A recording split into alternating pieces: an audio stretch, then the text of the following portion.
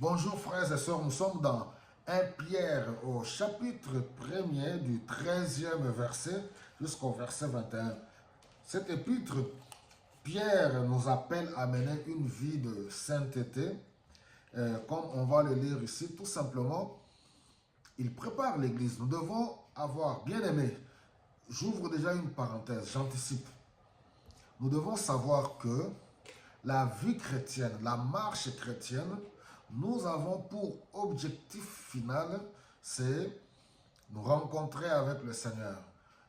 Préparer l'épouse, l'Église, à la rencontre de l'agneau, à la rencontre de l'époux. En tant que serviteur de Dieu, dans tout ce qu'on peut faire, dans la vision que nous avons, sur cette terre, nous travaillons, nous bâtissons, nous entreprenons, nous avons des projets, mais nous devons marteler, il est plus que temps aujourd'hui, vraiment de sortir de toutes sortes de trafics, d'influences. Vraiment d'arrêter avec l'évangile trafiqué, l'évangile à bon prix, parce que nous avons une grande responsabilité, nous aurons de comptes à rendre au Seigneur. Nous sommes en train de nous interpeller mutuellement. Bien-aimés, certes, il n'y a rien de nouveau sous le soleil, mais les jours sont tellement mauvais. Nous devons préparer l'Église.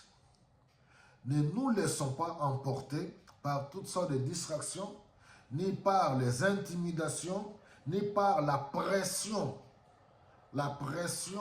du mouvement, la pression, oui, de la mode. Quand je dis la mode, c'est-à-dire où aujourd'hui, ceux qui viennent vers nous, le peuple de Dieu, ils sont accablés de problèmes, c'est vrai. Toutes sortes de problèmes qui viennent, ils veulent à tout prix prophétie que Dieu intervienne dans l'immédiat. C'est vrai. Mais nous devons leur montrer la voie convenablement. On n'est que des simples instruments. C'est Dieu qui décide d'intervenir dans la vie des uns et des autres. Alors, regardez ce que Pierre dit ici. Au verset 13, c'est pourquoi tenez-vous prêts à agir, gardez votre esprit en éveil. Vous voyez, nous devons rester éveillés. Nous devons souligner cela. Nous devons garder notre esprit en éveil, que ce soit dans l'abondance ou dans la souffrance, dans la misère. Nous devons garder notre esprit en éveil. Mettez toute votre espérance dans le don qui vous sera accordé quand Jésus-Christ apparaîtra.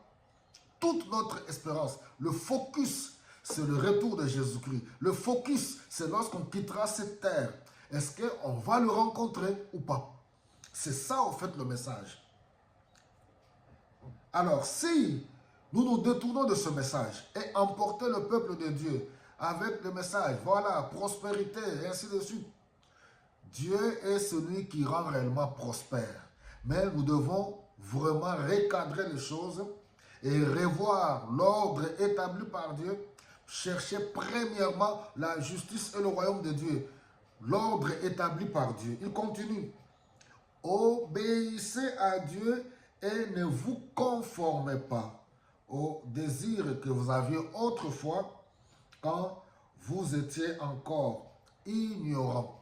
Et là maintenant, il ouvre, parce que quand on était encore ignorant, quand on n'était pas encore converti, nous étions esclaves du diable, esclaves du péché, esclaves de notre chair, de nos propres désirs, esclaves de nos penchants, de notre raisonnement, de notre mentalité.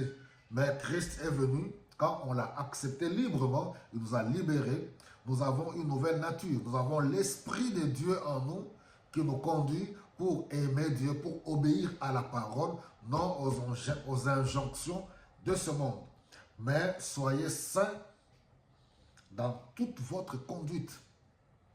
Tout comme Dieu vous a appelé est saint.